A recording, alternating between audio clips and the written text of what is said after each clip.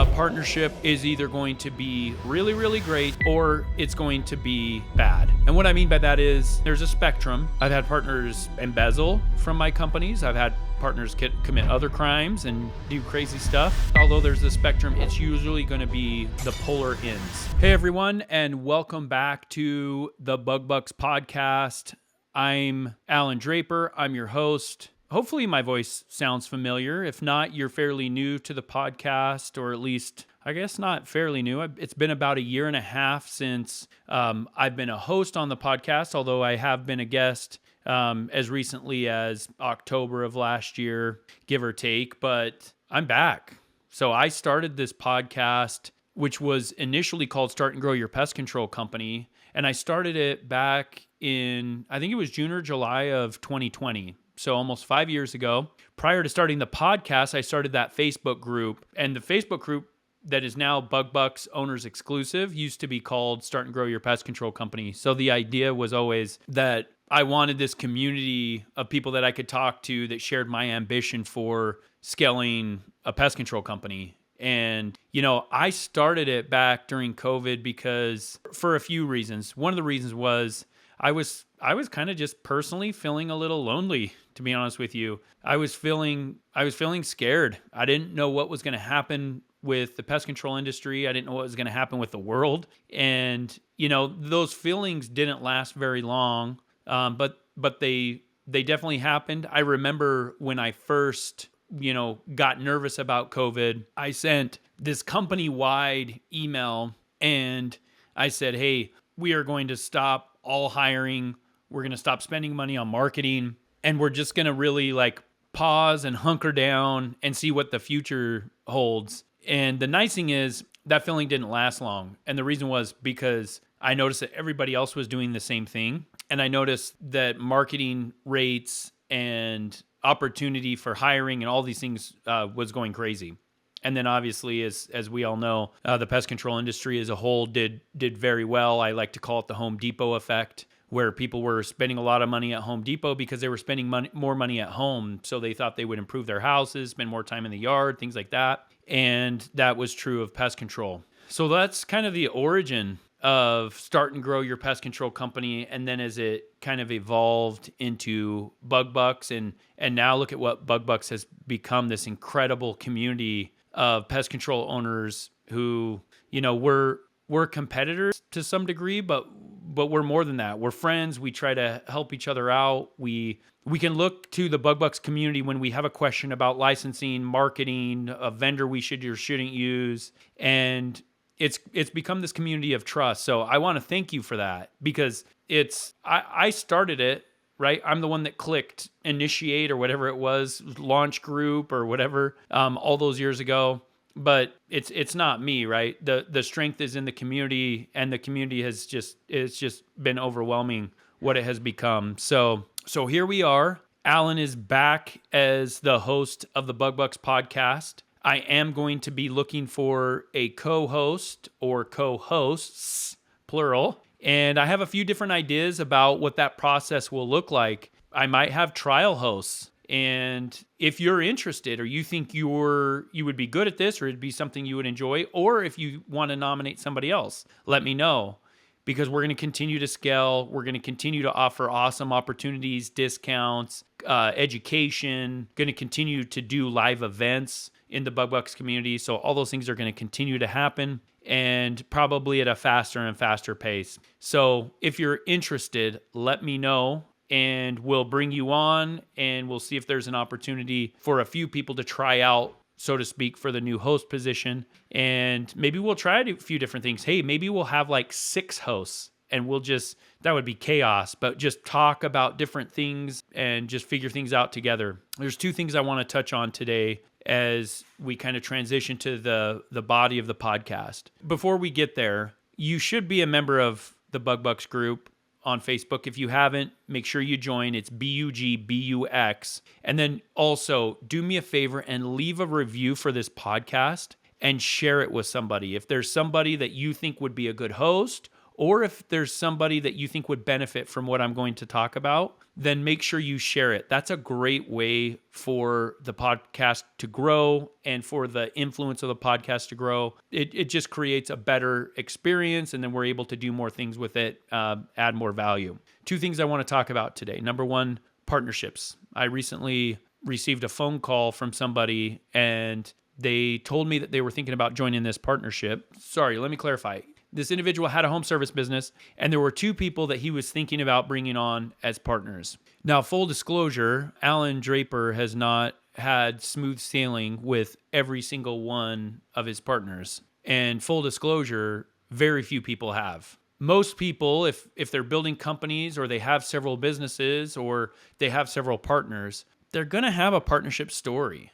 They're going to have some goods and some bads, and that's just the nature of the beast. A partnership is nothing more, nothing less than a relationship. But it's a relationship that takes with it a lot of stress, a lot of pressure. Some of that pressure comes from monetary issues, not having enough money or not agreeing about how money is spent. Some of it comes from outside pressure, what family and friends or a community such as Bug Bux, what they're expecting the partnership be or produce. Some of it comes from internal pressure from employees or other responsibilities that the owners take on as they start a business and they start to grow it and they hire people and people depend on that business. We're going to take a quick moment to highlight one of the premier sponsors of the Bug Bux Plus platform. Are you running a pest control business and worried about missing sales opportunities? Let's talk about Same Day AI, the game-changing virtual sales agent designed specifically for the pest control industry. This innovative tool uses advanced artificial intelligence to ensure no potential customer slips through the cracks. What's really impressive about Same Day AI is how it integrates seamlessly with field routes and other top CRMs. It doesn't just quote, it schedules new customers directly onto your routes, optimizing your workload without missing a beat. I've seen it in action, and it is truly a sight to behold. The efficiency is incredible. Bookings go up and stress goes down. For any pest control business looking to enhance their sales strategy and boost customer engagement, Same Day AI is your answer. Transform your approach and elevate your service with the efficiency that only AI can provide. Trust me, you'll see the difference. Visit GoSameDay.com to learn more and start revolutionizing your business today. None of these pressures really, to be honest with you, none of them really faze me that much. I recently wrote a book, and the book is being launched August 5th. The book is called Pack Your Lunch, and the idea of the book is it lists the 13 sacrifices that are required to build a successful business. One of those sacrifices is that your relationships will change. Another one of those sacrifices that I list is that you have to give up control. And when you join a partnership, that's effectively what you're doing. You no longer control everything. Even if you're the majority owner and you have the majority interest in a company, you no longer control the whole thing because there's all these interests. And even if you're a solopreneur, you're the only business owner, you don't control. I know you think you do, but you have all these pressures. Some of them I just mentioned. But when we're talking specifically about a partnership, now that I think I've had north of 30 business partners, and a decent chunk of those have worked out. I'm still business partners with my brother Brent, with Matt Schuler, with Matt Rogers, and quite a few others that I've been business partners with for years. And then there are some of my former business partners that have sold interest in their company, either back to me or to somebody else, and have moved on. And then there are some of my partnerships that just didn't end well. And there's this entire spectrum, right? And so what I'm saying is that I have experience with partners. And to be honest with you, and I'm going to throw this right out at front, a lot of the issues that we faced as partnerships were because of me. And I'll own that. I have done stupid stuff. I've made mistakes time and time again. I still do on a daily basis. But some of my biggest mistakes have been with my partnerships and, things that I don't like using regret. That's a really strong word. But some of the things that, some of those decisions that maybe I wish I could have back, a lot of those have to do with my partnerships. So if you were to come to me and say, hey, Allan, I am thinking about starting a pest control company and I am thinking about partnering with this individual or these individuals. My advice, kind of going back to the call that I got from this individual that was thinking about partnering with two people in a company that he had already started. So my advice is going to be similar to the advice that I gave him. And just kind of, I'm gonna tell you the end of the story from at the beginning, and that is a partnership is either going to be really, really great, or it's going to be bad. And what I mean by that is there's a spectrum. I've had partners embezzle from my companies. I've had partners commit other crimes and do crazy stuff. But it's usually, although there's the spectrum, it's usually going to be on the polar ends. It's either going to be really good. I'm not saying it's going to be really easy, and I'm not saying you're going to make a ton of money right off the bat and business is easy and partnerships are easy. That's not what I'm saying. But it's going to be really good, and I'll get into that, or it's going to be really bad. And not terrible bad, and not, not disastrous, not stuff that you can't come back from, although there are those cases. When I talk about a partnership being really good, I think putting that type of stress on a relationship is, it sends it either one of those two ways. And so, some of the most stressful relationships I have in my life are some of my best. The relationship that I have with my wife, I don't have any stress that matches that. Just the normal stuff of life, just the kids and the jobs and the family issues and things like that. Just the normal stuff of a family creates stress. So as you're deciding, so that's kind of why I think partnerships that can go really well, because it's not just the financial aspect. You can make money on your own. You can make money with others. There's lots of ways to do it. And I used to think that was the end all be all, but it's not, especially when you're considering whether or not you should partner with somebody. And then on the bad end, some of those things I mentioned, just ruined relationships, loss of connection, partners doing some crazy stuff. Ultimate decision is, I'm gonna ask you a few questions. Number one, is there something that the partner provides that you can't pay somebody to do? Now, here's the kicker: is that in the beginning, you don't have a lot of money, and so sometimes it's nice to have a partner there along with you. That's like, hey, I'm going to work for a discount. I'm worth a lot more than this, but I'm going to work for a discount. So there is that. And sometimes when you're starting a business, you don't have money to pay somebody else. And I get that. And I've heard the saying a lot, like, hey, if you want to go fast, go alone. If you want to go far, go together. I think that's true. And I'm feeling a little jaded about partnerships, but be careful. If there's somebody that you can pay to do what they're going to do, pay them. Find any way possible to pay somebody else. Don't partner with somebody just because they're a friend or a family member and it's low-hanging fruit. This could work out great for you. It's worked out great for me and my brother. And I think that was one of the reasons. It's like, hey, we kind of knew each other. I didn't add a whole lot in the beginning. I was an attorney getting into the pest control company, kind of fresh for the first time. So just be really hesitant and be able to delineate the specific reasons why you want to partner with this person. If you get to the point where you want to partner with the individual or several, make sure that roles are really clear. Make sure that there's a clear majority interest vote. Don't ever do a true 50-50. Don't ever do that. Even if it's shared, like, hey, he makes these types of decisions or she makes those type of decisions, that's better than, hey, it's 50-50. Because what will happen is, that's how a lot of good partnerships fail, because there will be something that's somewhat insignificant to the company where there becomes a stalemate and there's no way to figure it out. I think a reasonable partner with some clear rules will say, hey, okay, you have 50+%, over 50% of the voting interest in the company. I don't agree with what you're doing, but I respect that, and I say we move forward. But the stalemate causes a lot of issues. So one, make sure there's not 50-50. Two, make sure things are really clear. And it's so hard in the beginning because it's the honeymoon phase.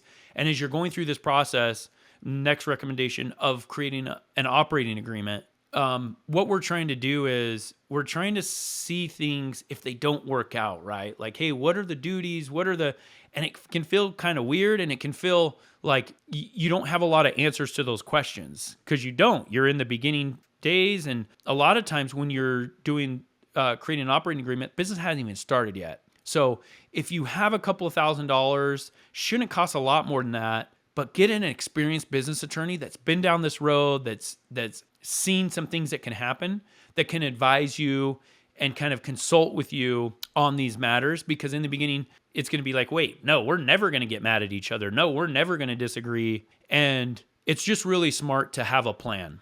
So those are my suggestions. What's up, Bug Buxers? Are you looking for a powerful, natural way to control mosquitoes and ticks? Stop the Bites from Archeon Life Sciences is a FIFRA 25B exempt formula that delivers 100% knockdown of mosquitoes for up to 28 days with a 21-day recommended retreatment rate, seamlessly fitting into your service routes. Proven effective and trusted in the industry, it's the go-to natural solution. Ask your local distributor about Stop the Bites or visit stopthebitesmc.com. That's stopthebitesmc, like mosquitocontrol.com. And keep an eye on Archeon Life Sciences.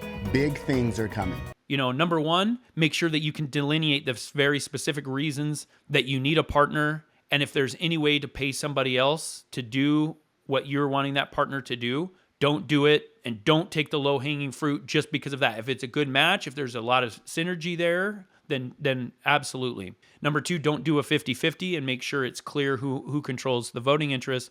Number three, get a really clear operating agreement and talk about what happens if each partner doesn't perform their specified duties, and use numbers. Like, hey, this is expected, this number of hours per week, this amount of work. However you can include data, the more clear that you have that operating agreement, the better. And it's really just to set expectations. It's not to say, hey, I'm going to sue you if you do XYZ, because at that point, the partnership's probably done anyway.